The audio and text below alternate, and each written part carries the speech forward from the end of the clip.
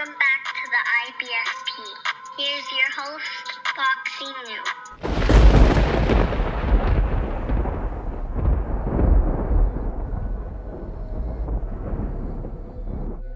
Welcome back, fight fans. Welcome back. Was Deontay Wilder ducked and avoided? Look, let's just break it down honestly and objectively as possible. And this statement comes from Radiator Mike, and he states, funny how Anthony Joshua and Deontay Wilder never happened. Tyson Fury had to step up to the plate because no one wanted to. Deontay Wilder is a massive one-trick pony, no doubt, but people still didn't want anything to do with him.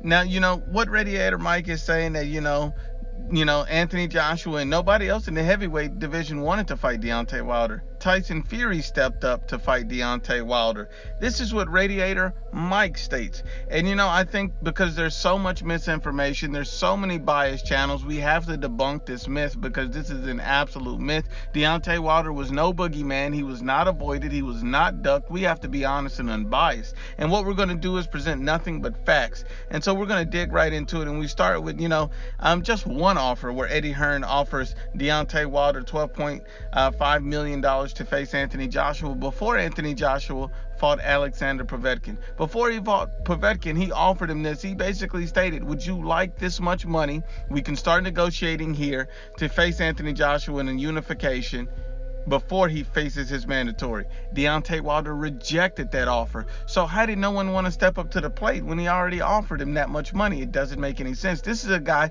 who couldn't sell out a wing dinner. Deontay Wilder could not sell out a wing dinner, and yet he was being offered a career-high payday at Anthony Joshua, and people were acting like it's unreasonable, like I don't understand. Okay, then let's keep going. Then Deontay Wilder rejected a $100 million offer. Same guy, still can't sell out a wing dinner, and yet he rejects a $100 million offer to face Anthony Joshua. See, we got to be real about the situation. Deontay Wilder's rejecting multiple offers, but you're saying no one wanted to step up to the plate and fight him. How does that make sense? And then let's go to Deontay Wilder's own words. And Deontay Wilder states, and I quote, I don't think we'll ever see a unification bout. We'll never see it. And I don't want people to get their hopes up on it because it'll never happen. And that's on a fight with him and Anthony Joshua. He literally said it will never happen. This is right after Anthony Joshua won his belt back from Andy Ruiz Jr. So he's basically stating a unification fight will never happen. Now, who's the guy who's never unified? Deontay Wilder. Who's the guy who's unified? Anthony Joshua. So one guy has already shown a history and a pattern of unifying, and the other guy has shown that he's not interested in unifications, at least with Anthony Joshua, that is. Because when it was Andy Ruiz, he was open to it.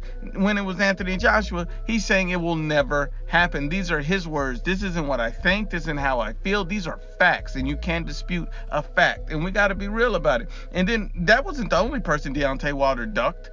Because, you can't be avoided if you're ducking people. He was ducking Anthony Joshua, he was ducking the offers, and he was also ducking Dillian Whyte. And look, Dillian Whyte immediately called him out after the Lucas Brown win. So after he beat Lucas Brown, if Deontay Wilder was so avoidant and nobody wanted to step up to the plate, why was, Dillian Whyte calling him out? Doesn't make sense. Why did Dillian Whyte, offer this guy $3 million to fight him when Deontay Wilder was fighting Jermaine Straverne in a rematch? And yet he took the rematch over the Dillian Whyte fight. And he, and this, you got to understand, look at the paydays. He got an extra $2 million if he would have fought Dillian Whyte. It was a total of at least a $3 million plus offer. Plus, he got over $1 million for the Straverne fight.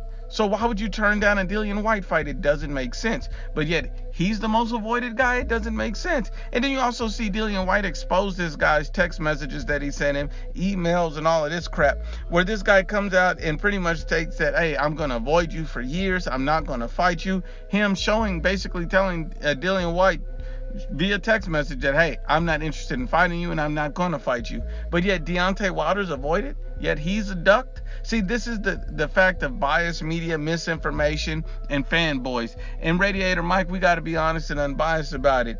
Tyson Fury wasn't the guy to step up to the plate. Tyson Fury and Deontay Wilder were looking to cherry pick each other. Let's just be honest and unbiased. But once again, unbiased as always, it's the IBFP.